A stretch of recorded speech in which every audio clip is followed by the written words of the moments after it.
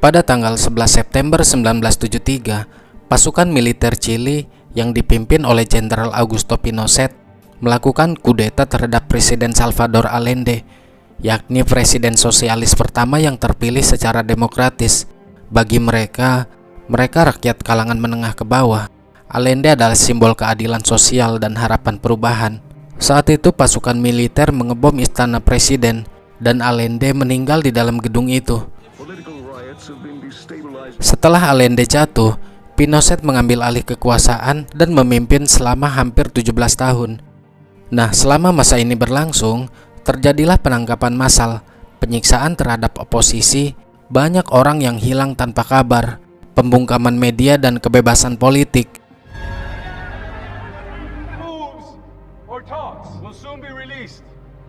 Rezim Pinochet bekerja sama dengan beberapa kelompok ekstrim, termasuk komunitas Colonia Dignidad yang menjadi latar film ini. Tempat itu dipakai sebagai lokasi penyiksaan dan interogasi. Ribuan orang ditangkap, diasingkan, atau dihabisi. Pasukan militer mengontrol penuh kehidupan masyarakat. Kepanikan dan rasa takut pun terjadi di mana-mana.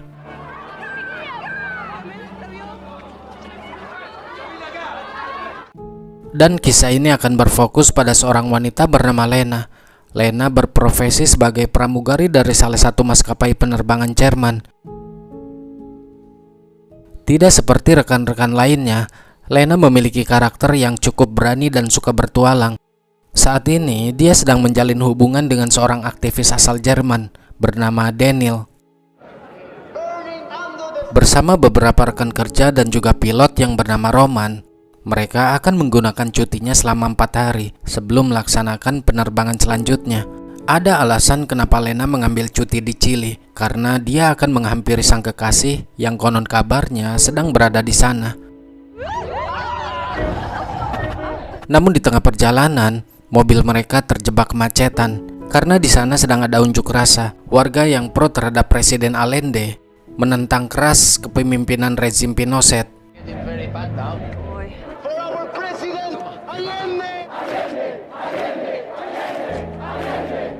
Karena mobil mereka tidak bisa lewat, di tengah keramaian Lena memutuskan untuk turun dari mobil. Ternyata di sana dia melihat sang kekasih.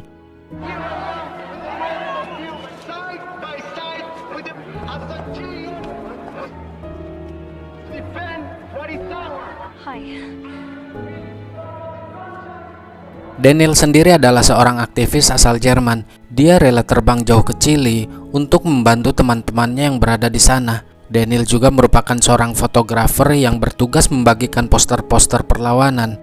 Mereka berdua kemudian pergi ke apartemen Daniel.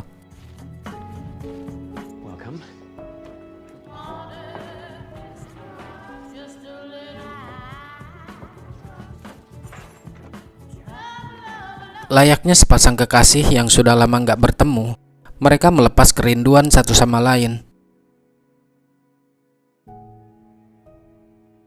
Tapi sayangnya hari-hari indah bersama akan segera berakhir karena mereka berdua terjebak dalam kekacauan politik.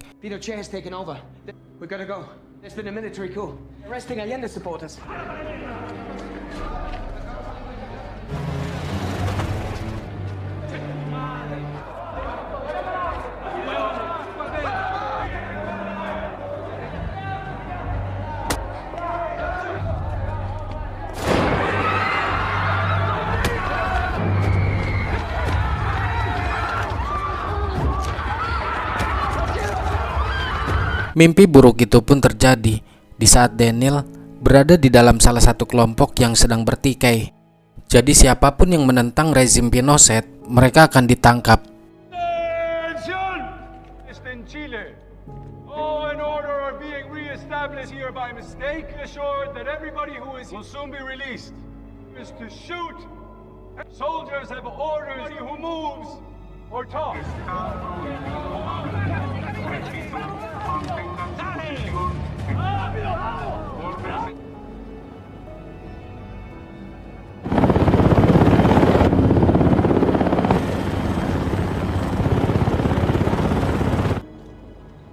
Oiga, el chofer de Allende. Ese. ¡Muéveme! ¡Muéveme! ¡Allende! ¡Suéltame, hijo de puta! ¡Muévete! Es un sindicato.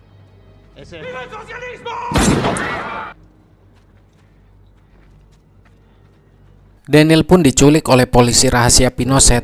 Dia dihajar, disetrum, sampai wajahnya nyaris rusak.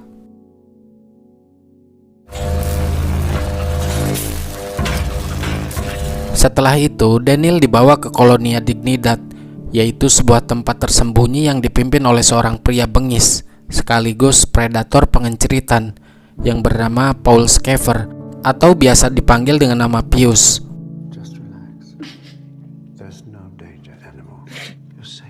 Bukannya pergi untuk menyelamatkan diri, dia malah mencari informasi agar bisa menyelamatkan sang kekasih.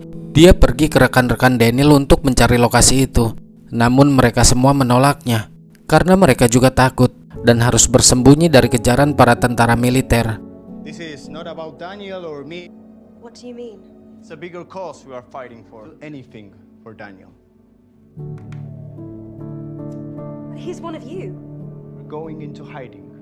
Lena pun akhirnya mendatangi seorang pria. Di sana dia mendapatkan informasi tentang Daniel, yang ternyata Daniel dibawa ke suatu tempat bernama Kolonia Dignidad.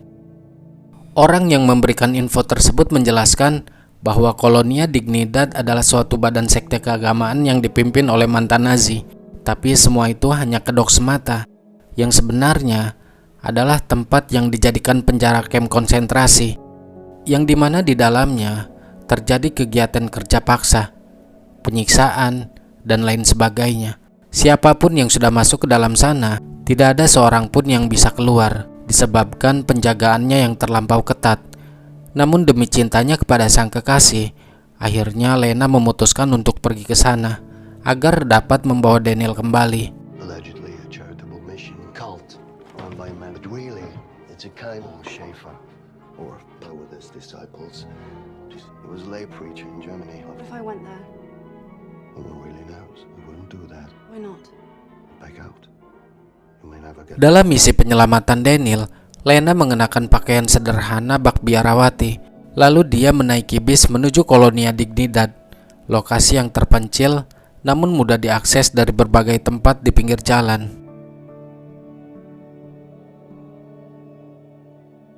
Sampailah dia di tempat tujuan. Lena berjalan menyusuri pagar. Bisa kita lihat pagarnya cukup tinggi, hingga dia menuju gerbang utama.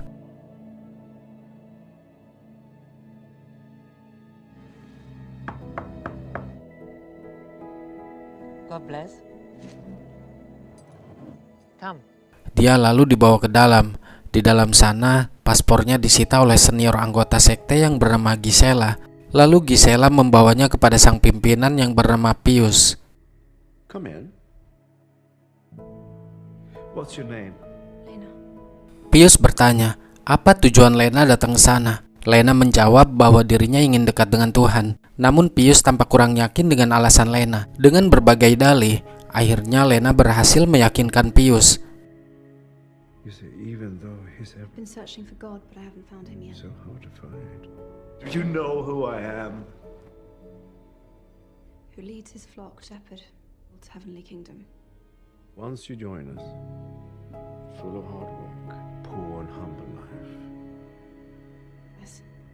I see it in your soul. I can see it in your eyes. You're not telling the truth. Satan inside you. Take off your apron. Open your blouse.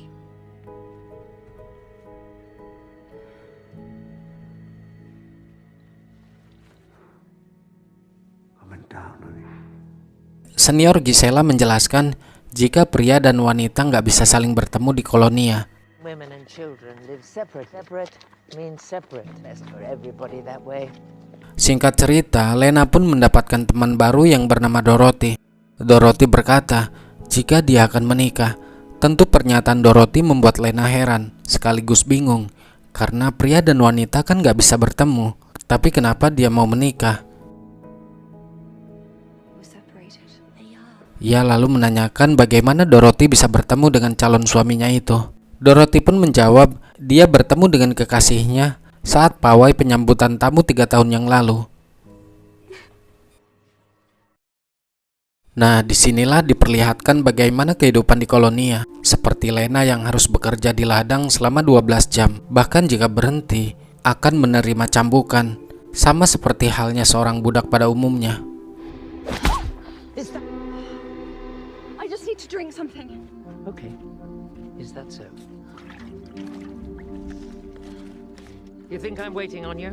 Stop. I'll make you regret it. Rob is missing by this evening. Sedangkan di sisi lain, Daniel yang sedang masa recovery berpura-pura seperti orang yang tidak normal.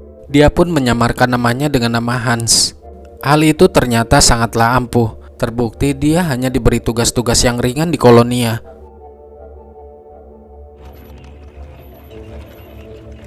Keesokan harinya, Lena yang sedang bekerja di ladang dipancing oleh Gisela untuk menceritakan tentang rencana pernikahan Dorothy.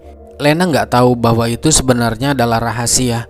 Dengan polosnya, Lena pun menceritakan rencana pernikahan Dorothy. So happy for her. She said so. Dita. They're in love and...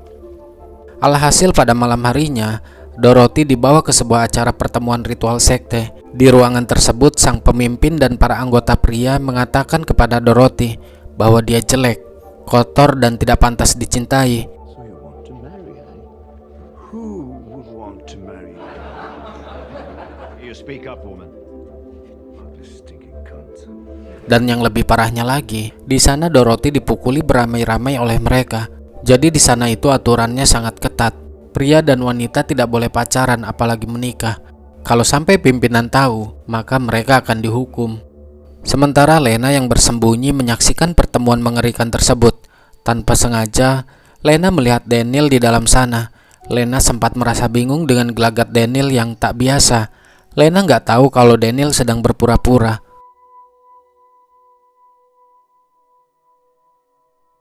Lena berpikir bagaimana caranya agar dia bisa bertemu dengan Daniel. Sampai pada akhirnya dia memutuskan untuk berenang tanpa mengenakan sehelai benang pun di sungai. Tujuan dia melakukan itu agar ada seseorang yang tahu dan dia dibawa ke ruangan perkumpulan untuk dihukum. Termasuk tidak mengenakan pakaian di tempat umum, itu merupakan hal yang melanggar. Tapi sialnya, saat dia dibawa ke ruangan itu, Daniel malah nggak ada. Yang ternyata, Daniel di waktu yang bersamaan mencoba untuk kabur dari kolonia. Defies belief. But that you would go. All women are full of love. Now you show your true face. Everything you need. Ketika Lena hampir dihukum, alarm pun berbunyi yang menandakan ada seseorang yang mencoba untuk kabur. Show your brother enough!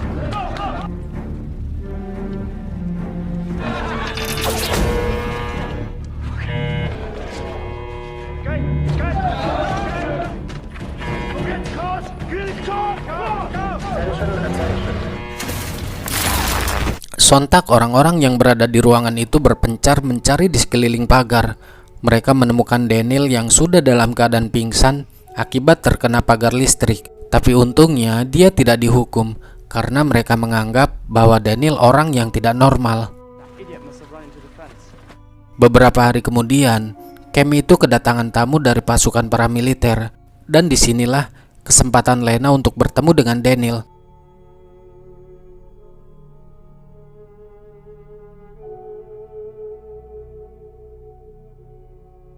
Lena dan Daniel janjian untuk bertemu di gudang kentang di malam harinya. Karena di malam itu Lena mendapatkan tugas shift malam. I have night shift.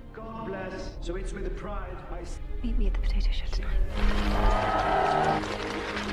Malam pun telah tiba. Daniel membuat strategi dengan menjadi sukarelawan untuk pekerjaan tambahan.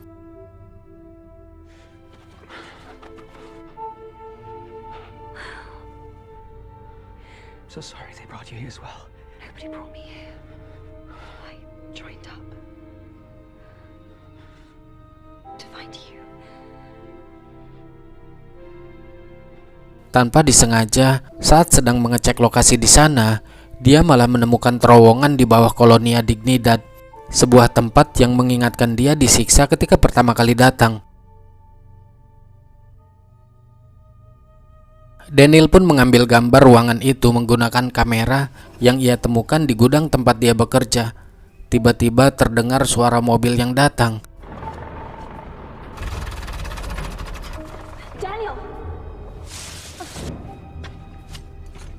Ternyata itu adalah Gisela yang datang untuk menjemput Lena.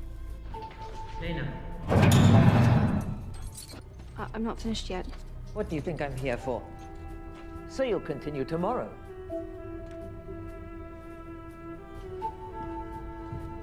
Come now. Keesokan paginya, Lena dipanggil oleh Pius. Di sana, Pius meminta agar Lena mengawasi gerak-gerik Ursel dan melapor segala yang ia lihat kepadanya. Because there's something going on. What do you see in here? So I want you to keep an eye on Ursa. Ursel sendiri merupakan anak kandung dari Gisela, yang ternyata Pius juga memerintahkan hal yang sama kepada Ursel untuk mengawasi gerak-gerik Lena. Mereka berdua pun akhirnya mengobrol. Di sini terungkap bahwa Ursel sedang hamil dan dia nggak mau memberitahu siapa orang yang menghamilinya. Ursel juga mengatakan kepada Lena, jika Lena berencana untuk kabur, dia juga akan ikut.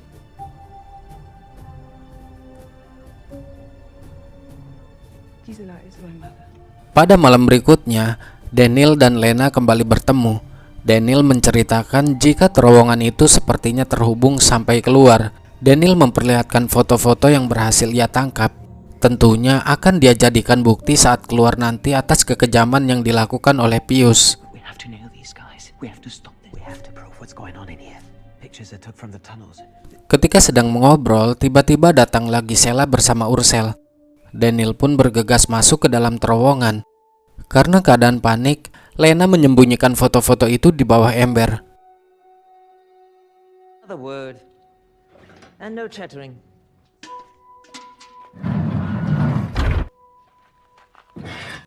Singkat cerita, waktunya untuk pulang.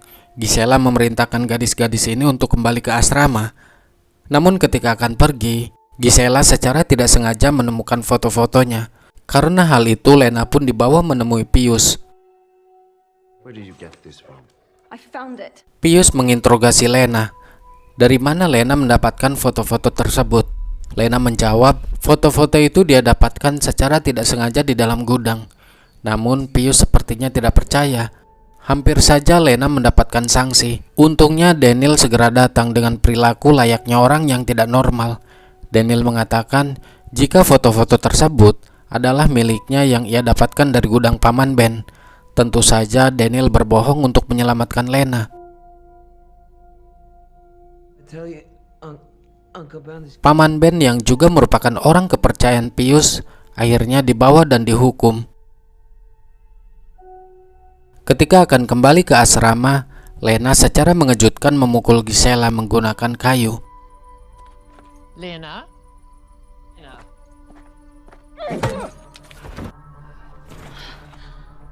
Dan dia bergegas kabur bersama Daniel saat itu juga. Seumpama Daniel tidak kabur sekarang, maka dia akan dijadikan kelinci percobaan untuk uji coba senjata mematikan. Taking us all with us. She's in the potato shed. Di saat akan beranjak pergi, tiba-tiba alarm berbunyi. Seluruh orang yang berada di sana mencari keberadaan Daniel dan Lena.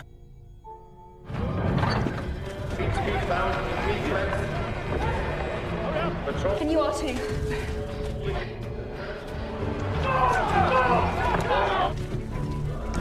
Come on!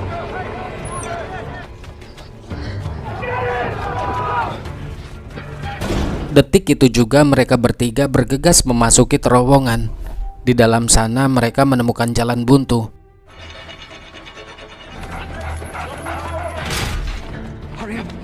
Beruntung Daniel berhasil membuka pintu gerbang menggunakan gergaji besi yang sudah dia persiapkan sebelumnya. Rintangan lain untuk bisa keluar dari sana, mereka harus melewati kolam yang dalam. Daniel dan Lena berhasil melewatinya, sedangkan Ursel, bajunya sempat tersangkut.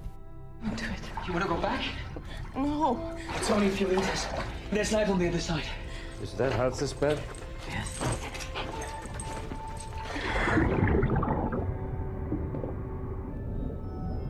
Go first. Go. You go.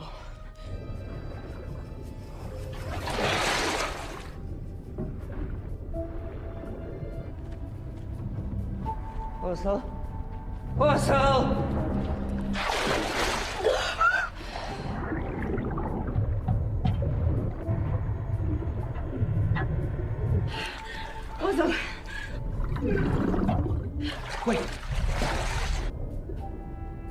Daniel balik lagi dan menyelamatkannya.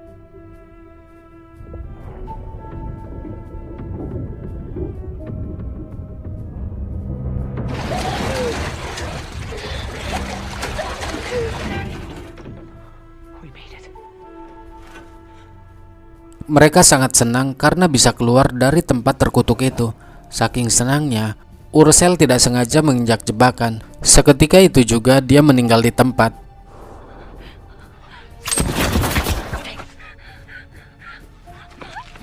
Mereka membiarkan Ursel tergeletak seorang diri di sana. Kejar-kejaran pun terjadi. Situasi sangat menegangkan. Mereka menumpang kendaraan yang lewat untuk pergi ke kedutaan Jerman di Santiago guna mendapatkan paspor yang baru. Setibanya di sana, sekretaris kedutaan mengatakan kalau jadwal penerbangan ke Jerman untuk hari ini sudah penuh. In a week's time. 50-50. Can't wait for another week. Lena kemudian menggunakan identitasnya di maskapai penerbangan untuk memesan 2 tiket. It's Lena. Any chance flying today? Tell me, are you? We need them because we're going to nail these guys.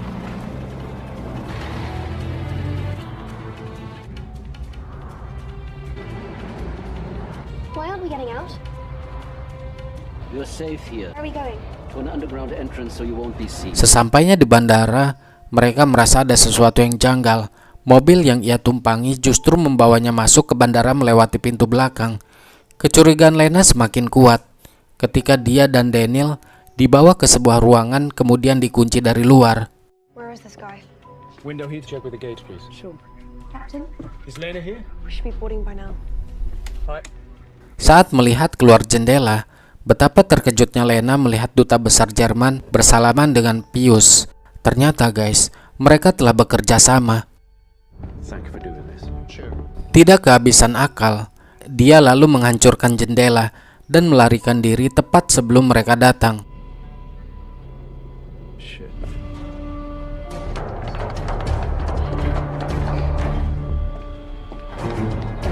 Must not reach the plane. Saat sedang berlari, mereka mendengar panggilan terakhir penerbangan mereka. Aksi kejar-kejaran pun terjadi. Daniel dan Lena mengejar pesawat yang akan terbang, sedangkan Pius CS mencoba menghentikan mereka berdua.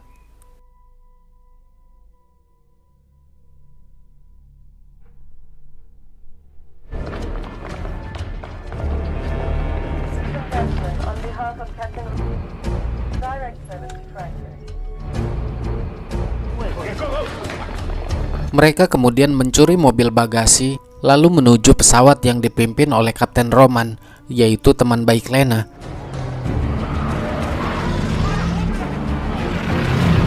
Roman memerintahkan agar pintunya dibuka. Akhirnya mereka berhasil naik ke dalam pesawat tepat pada waktunya. Open the doors. Open the door.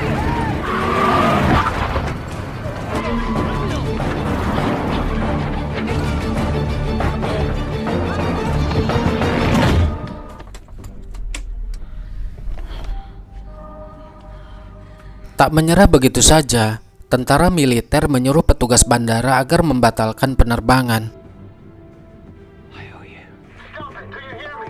Please confirm Lufthansa 723 is void. Do you read? Clearance is void. They've cancelled our clearance. I can't do that. Lena memohon kepada sang kapten untuk tetap terbang sekarang juga. Merasakan bahaya yang akan Lena hadapi, Kapten Roman memutuskan mengabaikan perintah dari pihak bandara dan tetap menerbangkan pesawat, menyelamatkan Lena dan Daniel. Cabin crew, prepare for take. Fuck it. What the fuck are they doing?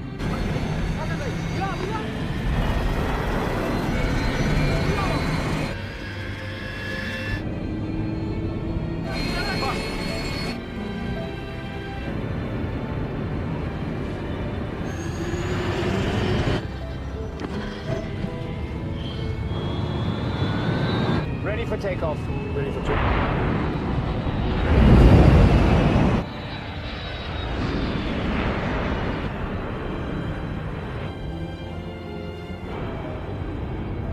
Di akhir film dijelaskan, Colonia Dignidad adalah penjara penyiksaan rahasia milik kepolisian Chili. Ratusan tahanan diinterogasi dan dihabisi, dan dalam kurun waktu 40 tahun terakhir, hanya 5 orang anggota koloni yang berusaha untuk kabur. Foto-foto yang telah diselundupkan keluar dari Colonia Dignidad telah dipublikasikan secara internasional dan menyebabkan skandal besar. Namun Pius tidak pernah dituntut sampai berakhirnya rezim Pinochet, hingga akhirnya dia ditangkap pada tahun 2004 di Argentina. Pius sendiri dihukum selama 33 tahun penjara atas tuduhan tindakan yang tidak pantas terhadap anak di bawah umur, serta kasus kejahatan lainnya. Sedangkan kedutaan Jerman dan Pinochet tidak pernah bertanggung jawab atas kerjasamanya dengan Pius.